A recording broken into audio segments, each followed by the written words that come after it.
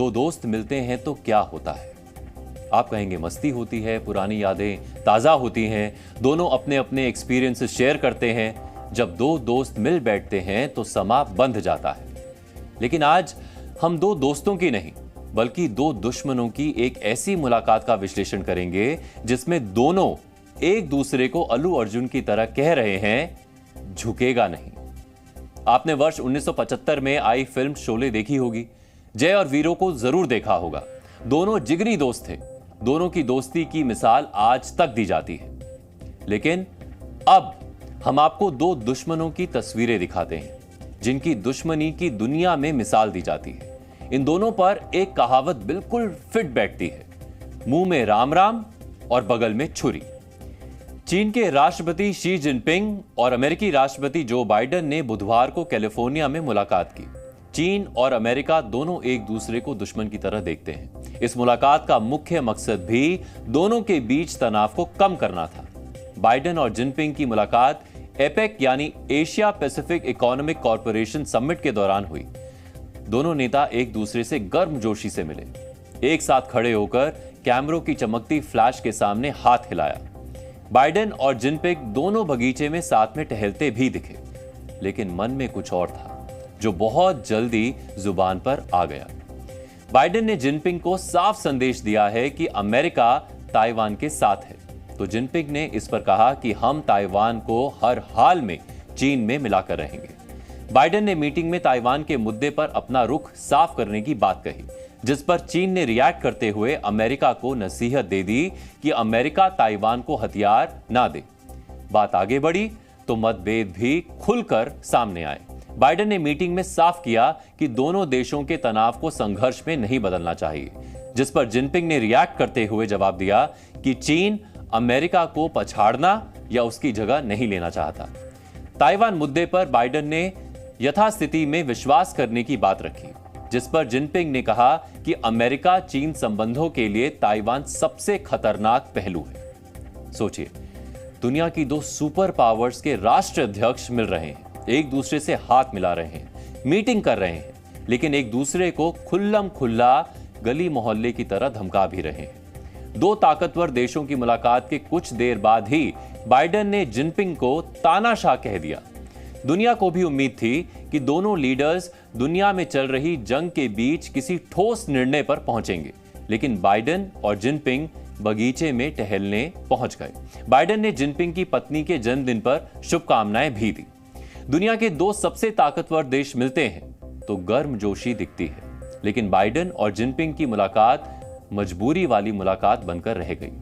दोनों की body language भी बहुत साधारण थी, जिसे देखकर ऐसा लग रहा था जैसे दोनों दुश्मन कह रहे हों, मिलेंगे जरूर लेकिन झुकेंगे नहीं।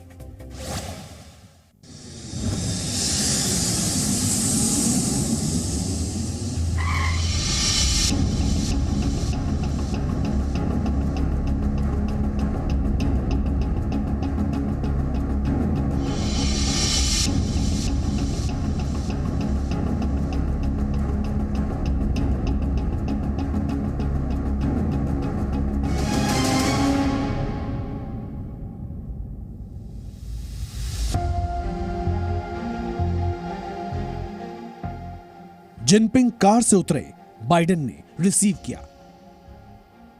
फिर बाइडेन ने जिनपिंग के हाथ पर दूसरा हाथ रखकर जैसे ही हावी होने की कोशिश की तो जिनपिंग ने अपने दूसरे हाथ से बाइडेन के हाथ को थपथपाकर बता दिया कि बस ज्यादा मत उछलो।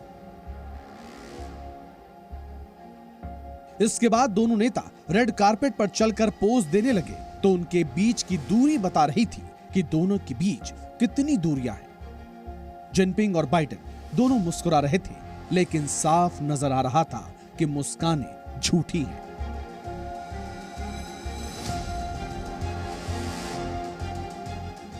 मुलाकात की शुरुआत भी उतनी ही ठंडी थी जितनी दोनों देशों के रिश्ते। ना एक दूसरे से कुछ पूछा, ना एक दूसरे से कुछ बोले। President Biden, what's your message? What's your message to China today? दरवाजे के अंदर बाइडेन और जिनपिंग बातचीत की टेबल पर बैठे तो दोनों के बीच की दूरियां साफ नजर आ गईं। बाइडेन और शी सीधे एक दूसरे के ठीक सामने नहीं बैठे। जब बाइडेन बोल रहे थे तो जिनपिंग उनकी तरफ देखने से भी हिचकिचा रहे थे। बाइडेन बोले जा रहे थे, जिनपिंग के चेहरे पर कोई भाव नहीं था। जिनपिंग और बाइडेन दोनों को पहले से ही पता था कि इस मुलाकात से कुछ होना जाना है नहीं। That you and I understand each other clearly, leader to leader, with no misconceptions or miscommunication. We have to ensure that competition does not veer into conflict. And we also have to manage it responsibly, that competition. That's what the United States wants and what we intend to do. I also believe that's what the world wants for both of us, candid exchange. Last time we met in Bali, you said it was a year and a day ago. A lot has happened since then. China-US relationship has never been smooth sailing over the past 50 years or more, and it always faces problems of one kind or another. Yet it has kept moving forward amid twists and turns.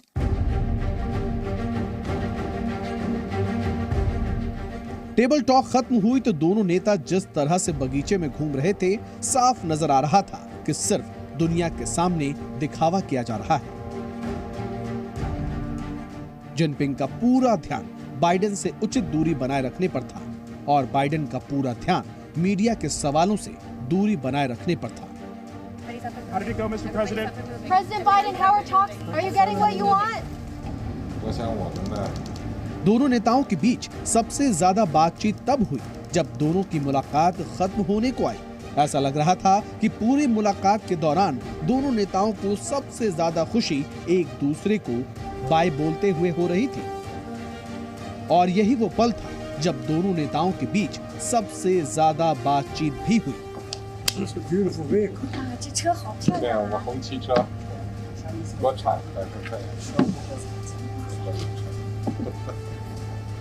Oh, it's like that Cadillac we have over there. 就好像我的那个凯迪拉克一样。 International meetings, they fly those with me. You know what they call that car? 哎呀，每一次我到外面去，这车都跟着我，你知道它叫什么吗？ They call it the Beast. 切，野兽。 और इस तरह से दोनों देशों के रिश्तों पर बेकार की बात और एक दूसरे से कार की बात के साथ ये मुलाकात खत्म हुई। दुनिया के दो ताकतवर देशों के प्रमुख जब सामने आते हैं तो उनकी मीटिंग पर निगाहें सिर्फ अमेरिका और चीन में रहने वाले लोगों की नहीं होती, बल्कि पूरी दुनिया की नजर उन पर होती है। वैसे यहां गौर करने वाली एक और बात है और वो है बाइडेन और जिनपिंग की मीटिंग की टाइमिंग।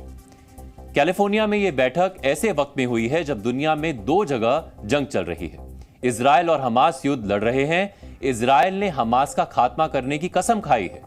दूसरा मोर्चा रूस और यूक्रेन के बीच खुला हुआ है। दोनों देशों की जंग को 1.5 साल से ज्यादा का वक्त बीत चुका है। इसके अलावा एक और चीज बेहद अहम है और वो है इस मुलाकात के समय चीन और पाकिस्तान के बीच उत्तरी अरब सागर में सबसे बड़ा वॉर एक्सरसाइज शुरू करना। यानी एक तरफ चीन बातचीत की टेबल पर है और दूसरी तरफ चीन अपनी युद्ध की तैयारियों को परख रहा है। खास बात यह है कि इजराइल हमास की जंग और रशिया यूक्रेन की जंग में अमेरिका और चीन अलग अलग देश को अपना समर्थन दे रहे हैं। यानी दुनिया की दो महाशक्तियां शांति की बात तो करती हैं, लेकिन जब जिम्मेदारी निभाने का समय आता है तब दोनों के बीच दुश्मनी का चैप्टर ओपन हो जाता है। हाल के समय में चीन और अमेरिका के बीच तनाव काफी बड़ा है। चीन दुनिया का सबसे ताकतवर देश बनने का सपना देख रहा है, लेकिन अमेरिका किसी भी कीमत पर ऐसा नहीं होने देना चाहता।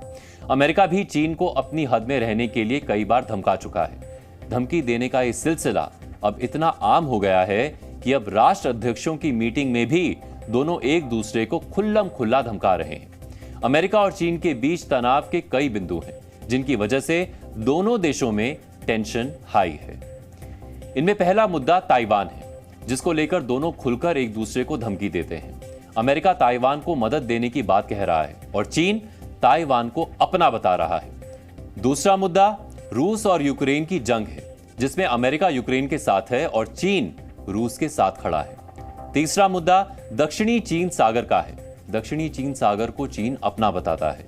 दक्षिणी चीन सागर में चीन ने कई कृत्रिम द्वीप भी बना लिए हैं, लेकिन अमेरिका चीन को इससे दूर रहने की वार्निंग देता रहा है। दुनिया इस वक्त दो फ्रंट्स में बटी हुई है। नाटो समेत कुछ देश अमेरिका का समर्थन करते हैं, तो ईरान और रूस जैसे शक्तिशाली देश चीन का समर्थन करते हैं। इसी वर्ष ईरान के प्रेसिडेंट इब्राहिम रईसी ने चीन का दौरा किया था। बीते 2 दशक में चीन जाने वाले रईसी पहले ईरानी राष्ट्रपति थे। रईसी के इस दौरे के दौरान चीन के राष्ट्रपति शी जिनपिंग ने ईरान के साथ अपना समर्थन व्यक्त किया और वैश्विक मामलों में अमेरिका के प्रभुत्व की आलोचना की। रईसी के चीन दौरे को अमेरिका ने दुनिया के लिए खतरा बताया था। अब आप सोचिए, जब चीन और अमेरिका की वजह से दुनिया 2 हिस्सों में बटी हुई है, तो क्या बाइडेन और जिनपिंग की इस मीटिंग से कोई समाधान निकलने की उम्मीद की जा सकती है?